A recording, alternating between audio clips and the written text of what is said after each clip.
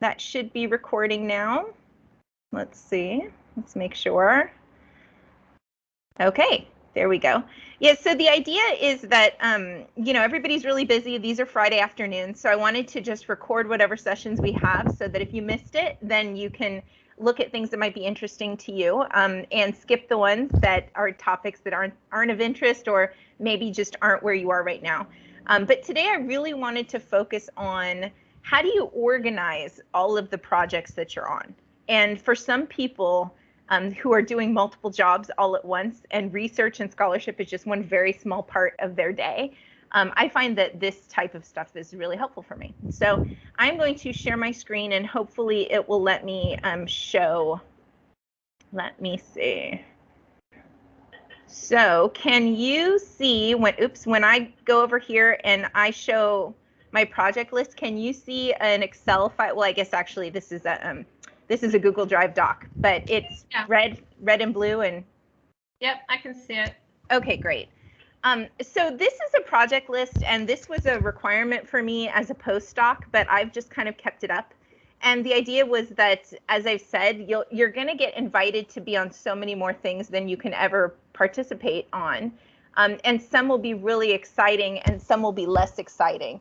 And it's important to be able to know at a glance kind of where you are with all of these different moving parts. So this worksheet I actually borrowed from Dr. Hafifa Sadiq, and she started it, and she has hers color coordinated, and you can see mine is also color coordinated. And the idea here is that as you start something, you give it a color coding and you drop it somewhere into kind of this whole cosmology of what you're doing right now. So for me, anytime there's a grant that I'm working on, because it's kind of emergent, I make it red. You'll see there's a little key right here. If I'm still collecting data, so there's nothing to write up yet, I'm in the middle of a project, it's kind of that gold-orange color. If there's a paper that I'm actively writing, I drop it into blue. Gray is like ideas that I have, but I haven't started. And green is I've already completed them. Purple is usually posters. And the reason I do grants and posters kind of a darker color, and I don't have any up there right now, is because when you're talking about writing, unless it's for graduating from a program, nobody's ever going to hold your feet to the fire and say, you got to get this information disseminated. It is always so much more fun to come up with an idea and even do the study than it is to do the final stage of the scientific method, which is disseminating, right? So as we go down this, you can kind of see I've got grants, and then I've got some papers that are ongoing. And some of these papers I've been working on for quite a while. So you can actually tell that the due date on this one was supposed to be over a year ago, and it's somewhat stalled. But whenever anybody asks me, as happened just today, do you want to do this breast cancer research paper? Then it gives me a chance to look at what I've got going on and say, wow, I'm pretty overdue on this scoping review. Does it matter? Is it something that's really important? Is it going to move forward my actual career in this space? And if it isn't, I can pretty easily go yeah, no, that's fine, I can leave it. And really decide then in the moment, I can open this up, which I did, and say to Dr. Hamilton, yeah, I've got space for this, or no, I don't. Without that, I probably wouldn't be able to give her a realistic response. It also allows me to kind of map out how much help I need in terms of the active projects, which you see are here in kind of that gold orange. I have a burnout project right now that's in the 3rd phase, and I really need to use a medical student. I realize that I need to get somebody to help me do most of this data collection. And so I've kind of set a deadline for myself to reach out to that individual. And I'm able to kind of look at the larger picture here. Also, if I have something really interesting that I want to do and I don't have time to work on it, that's this gray stuff that's on hold, right? Jot down as many ideas as you have. And when you have a little bit of time, I know it doesn't seem like you will, but at some point somebody will say, we're having this conference, do you have anything ready to go for this topic? You can go to this section and say, oh yeah, I actually have a CBPR study that I'm working on. And it'll allow you to kind of imagine what you can do in response. And then possibly the most important aspect psychologically of maintaining a project list like this is the fact that I can write down all of the things that I've actually completed. Because in this space, you can feel very much like you're running on a treadmill and you're barely catching up, or you're barely accomplishing what you kind of envision that you were going to be able to do with your specific research. So it's good to keep an accomplishments list.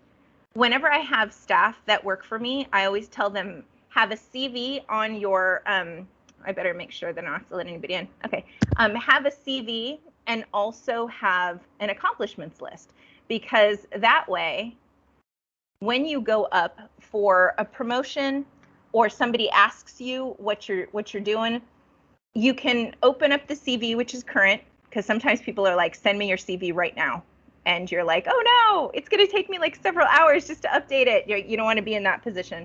But the accomplishments, you can actually walk into your boss's office whenever you're having an annual review and say, look at all the things that I did. As a scientist, as a nurse, as a teacher, you'll never, ever remember the many things that you do. You're going to probably have highlights of the things that were a lot or kind of stressful or traumatic, but you're not going to remember all the very small things.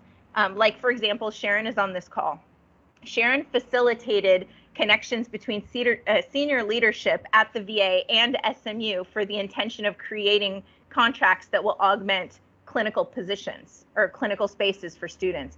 That's a big deal. She didn't have to do that today, but it took a couple hours of her time and some back and forth. And I guarantee you, if nothing comes of this, in a couple of weeks, she won't even remember that she did it. But you should be getting credit for kind of all those booster activities, in addition to things that actually come to fruition and look like evidence on a CV. So that's my kind of advice as a writer, just that some people write from start to finish on any paper.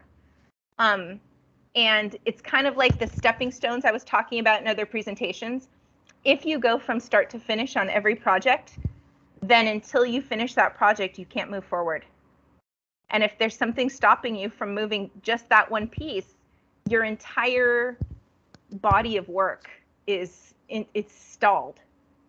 So if there's any way that you can move forward a paragraph here this week, 2 paragraphs on this week, you can kind of do simultaneous work and things will all kind of move forward as a cloud, as opposed to, step 1, step 2, step 3. Some people do it that way. I just have not found it to be associated with high productivity. And it doesn't necessarily mean that your brain isn't doing that anyway.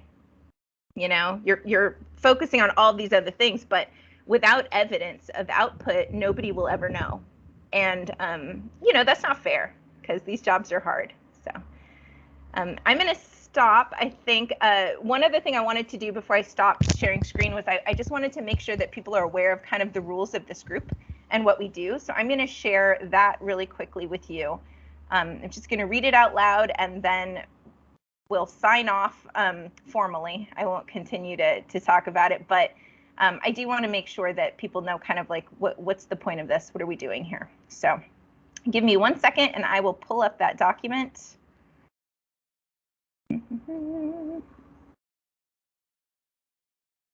Oh, you know what? Because it's not letting me, I'm going to just see if it'll let me share my screen again. Okay, and can you see faculty research writing group rules?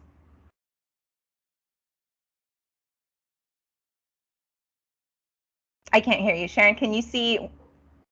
That's okay. If I go like this, can you see? You can see the rules? Yes, I can see it. Yeah, I can see it now. Mm-hmm. Okay, perfect. So I just wanted to let everybody know kind of what we normally do. We did have a presenter last week. We're not always going to have presenters. Sometimes we'll have trainings, or if you have somebody that you would like me to organize from the outside to come give a talk on some aspect of writing, we can definitely do that. But the idea is we meet Fridays from 3:30 to 4:30. There is zero gatekeeping here. This is just, you all's space and my space too, to kind of help us move forward. This is support for research product creation and dissemination, and that can include manuscripts that you've got, conference posters if you need help on how do I follow the new conference model that uses QR codes, for example, or you're thinking about doing a letter to the editor, you've never done that before and you want to kind of talk about it. But this is a fun, casual way of just growing in our writing abilities. And again, all levels of writing ability and training are welcome. So the rules, I'm going to be reading these at the beginning of every session, and just to make sure that we're all kind of on the same page. So all participants are welcome, which means we agree that we may be at different places and training in our careers, but we're committed to providing helpful, kind, and relevant feedback to those willing to share. And I think that's really important because I only want to lift people up in this space. No one is required to share, but everybody is encouraged to add meaningfully to the conversation if you're able. When people are presenting, they'll usually contact me during the week. But before presenting, all presenters will be asked to describe how they would like to receive feedback. And then what specifically they would like the group to consider or focus their comments on. I think that's really important because some of us like very harsh critique because as long as it improves the product, doesn't matter what people say. Some people, know that they're a little bit more sensitive. They've put a lot of energy in and they just want written comments in the chat, or I'm going to present my stuff and can you talk to me offline if you're interested, right? I think it's important to get feedback the way it's going to be helpful. And in that vein, any presenter is allowed to set additional rules for their session. So if their session rules are, if you want to stay on, everybody needs their camera on because I need to be able to see your face and play off the reaction, whatever it is that they're thinking, we want to be able to respect that. And anyone can request that we record the session or not, or that a scribe, which will be me, will actively take notes during the group commentary so that you don't have to focus on getting feedback and taking notes because that's kind of a little bit too much sometimes. And then I will send you a copy of the feedback from the group or the recording if you wanted a recording, and then we'll send you that. We'll also never record anybody's sessions unless that's a specific wish of the group. So that, I think, is where we are. I'm going to stop presenting. I'm going to stop sharing. I'm going to hang out with Sharon and anybody else who signs on. But otherwise, thanks for joining us.